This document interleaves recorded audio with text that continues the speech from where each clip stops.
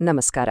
ಸ್ವಾಮಿ ಚಿದ್ಭವಾನಂದರ ದಿನಸರಿ ಧ್ಯಾನ ಸರಣಿಯಲ್ಲಿ ಒಂದು ತುಂಬಾನೇ ಅದ್ಭುತವಾದ ರೂಪಕ ಸಿಗುತ್ತೆ.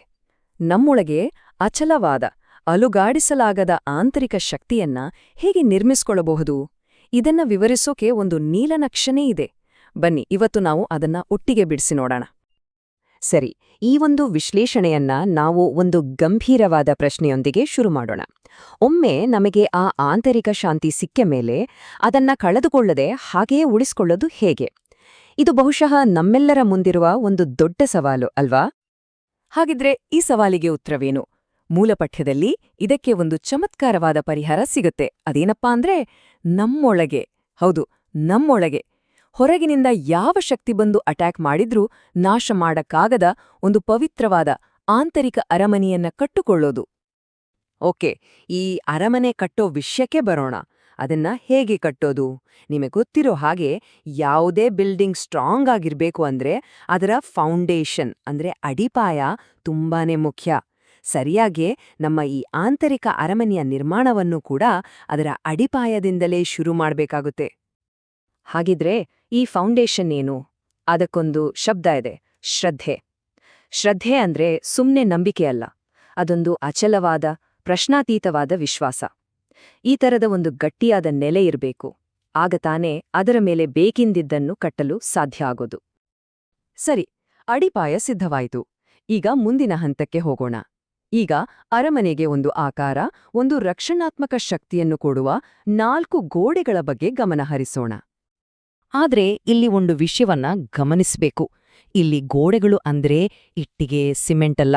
ಈ ಗೋಡೆಗಳು ನಿರ್ಮಾಣ ಆಗಿರೋದೇ ಕೆಲವು ವಿಶಿಷ್ಟವಾದ ಮಾನವೀಯ ಗುಣಗಳಿಂದ. ಅವು ನಮ್ಮ ವ್ಯಕ್ತಿತ್ವದ ಭಾಗವಾಗಬೇಕು. ಹಾಗಾದ್ರೆ ಯಾವ್ಯಾವುದು ಆ 4 ಗುಣಗಳು? ಮೊದಲನೆಯದು ಶುದ್ಧತೆ, ಎರಡನೆಯದು ಒಳ್ಳೆಯ ಜ್ಞಾನ, ಮೂರನೆಯದು ಕರುಣೆ ಮತ್ತು ಕೊನೆಯದಾಗಿ ಪ್ರೀತಿ. ಈ 4 ಸದ್ಗುಣಗಳು ಒಟ್ಟಿಗೆ ಸೇರಿದಾಗ ಅವು ನಮ್ಮ ಆಂತರಿಕ ಅರಮನೆಗೆ ಬಲವಾದ ಆಧಾರ ಸ್ತಂಭಗಳಂತಿರುವ ಗೋಡೆಗಳಾಗುತ್ತವೆ. ಸರಿ, ಗೋಡೆಗಳಾಯ್ತು. ಇನ್ನು ಮೇಲೆ ಛಾವಣಿ ಬೇಕಲ್ವಾ? ಈ ಆಲಯಕ್ಕೆ ಆಶ್ರಯ ಕೊಡುವ ಮತ್ತು ಒಳಗೆ ಪ್ರವೇಶವನ್ನು ಕೊಡುವ ಅಂಶಗಳೇನು ಅಂತ ನೋಡೋಣ. ಈ ಸಂಪೂರ್ಣ ರಚನೆಗೆ ರಕ್ಷಣೆ ಮತ್ತು ಆಶ್ರಯ ನೀಡೋದು ಯಾವುದು? ಅದಕ್ಕೆ ಉತ್ತರ ಶಾಂತಿ. ಹೌದು, ಶಾಂತಿನೇ ಈ ಅರಮನೆಯ ಛಾವಣಿ. ಹೊರಗಿನ ಎಲ್ಲ ಗಡಿಬಿಡಿ, ಗೊಂದಲಗಳಿಂದ ನಮ್ಮನ್ನು ರಕ್ಷಿಸೋ ಒಂದು ಛತ್ರಿಯಿದ್ದಾಗೆ ಇದು. ಓಕೆ, ಅರಮನೆ ರೆಡಿ ಆಯ್ತು, ಛಾವಣಿ ಕೂಡ ಇದೆ. ಆದ್ರೆ ಒಳಗೆ ಹೋಗೋದು ಹೇಗೆ? ಅದಕ್ಕೆ ದಾರಿ ಯಾವುದು? ದೈವಿಕ ಆರಾಧನೆಯ ಮಾರ್ಗವೇ? ಆಧ್ಯಾತ್ಮಿಕ ಅಭ್ಯಾಸವೇ ಈ ಅರಮನೆಯ ಪ್ರವೇಶದ್ವಾರ, ಅದರ ಹೆಬ್ಬಾಗಿಲು? ಇಷ್ಟುವರೆಗೆ ನಾವು ಅರಮನೆಯ ರಚನೆ ಬಗ್ಗೆ ಮಾತಾಡಿದೆವು. ಅಡಿಪಾಯ, ಗೋಡೆ, ಛಾವಣಿ, ಬಾಗಿಲು ಎಲ್ಲ ಆಯ್ತು. ಬನ್ನಿ, ಈಗ ಒಳಗೆ ಹೇಗಿರುತ್ತೆ ಅಂತ ನೋಡೋಣ.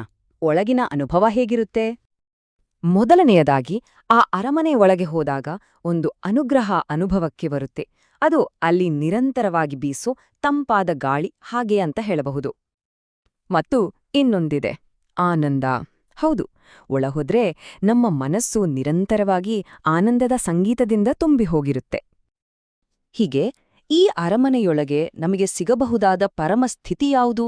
ಅದರ ಬಗ್ಗೆ ಈಗ ತಿಳ್ಕೊಳ್ಳೋಣ. ತತ್ವಜ್ಞಾನಿ ತಾಯುಮಾನವರವರು ಒಂದು ಮಾತು ಹೇಳ್ತಾರೆ. ಅದೇನಂದ್ರೆ, ನಮ್ಮ ಅಂತಿಮ ಗುರಿ ಎಲ್ಲೆಗಳನ್ನು ಮೀರಿ ಶಾಂತವಾದ ಆ ಅಸ್ತಿತ್ವದಲ್ಲಿ ಪೂರ್ತಿಯಾಗಿ ಒಂದಾಗೋದು. ಆ ಸ್ಥಿತಿಯೇ ಎಲ್ಲದಕ್ಕಿಂತ ಮೀರಿದ್ದು. ಕೊನೆಯಲ್ಲಿ ಇದರ ಸಾರಾಂಶವೇನೋ?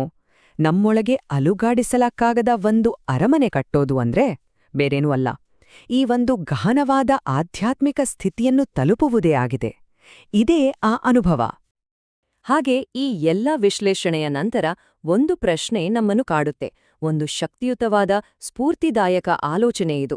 ಹೃದಯದಲ್ಲಿ ನಿರ್ಮಿಸುವ ಈ ಅರಮನೆ, ಅದು ಹೇಗಿರಬಹುದು?